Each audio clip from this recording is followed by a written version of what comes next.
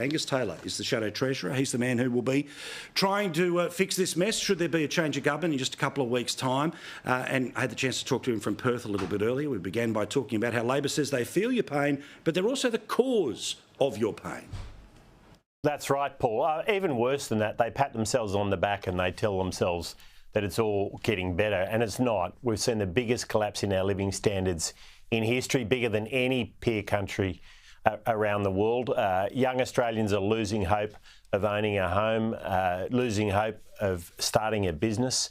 And of course, as you rightly said, we've got budget deficits as far as the eye can see. We're heading towards $1.2 trillion of debt, $125,000 of debt and interest payments by the end of the next term of Labor. And they will not restore our standard of living back to where it was when we were last in power until 2030 or beyond. That's on the Reserve Bank's own numbers. So this is disastrous, and disastrous. It's why we have to beat inflation by cutting waste and slashing red tape. It's why we've got to boost growth by backing small business and getting investment going again, and fix energy and housing, Paul. And these are essential imperatives. And just over the weekend, we announced an important step towards fixing housing, on top of getting more supply into the market by busting infrastructure bottlenecks. We'll also make it easier for young homeowners to get into home ownership for the first time. This is restoring the Australian dream.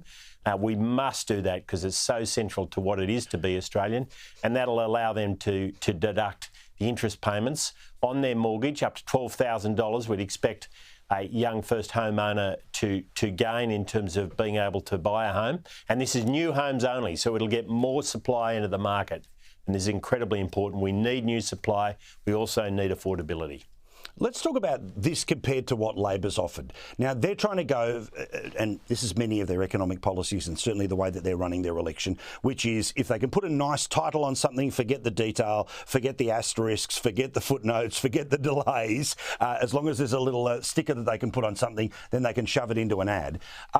Give us an idea. I mean, clearly you're focusing on helping people when it comes to the repayments.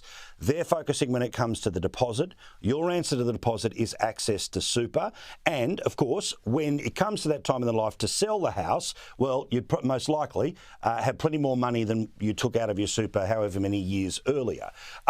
But let's talk about the detail of Labor's. What's the fine print that's missing in their deposit-based attempts to win this issue?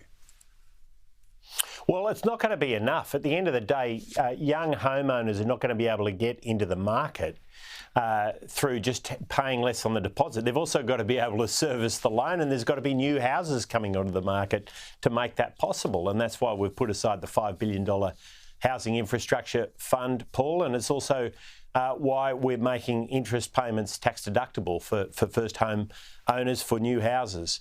But the other point I'd make about Labor's policy is this. They're spending now $42 billion.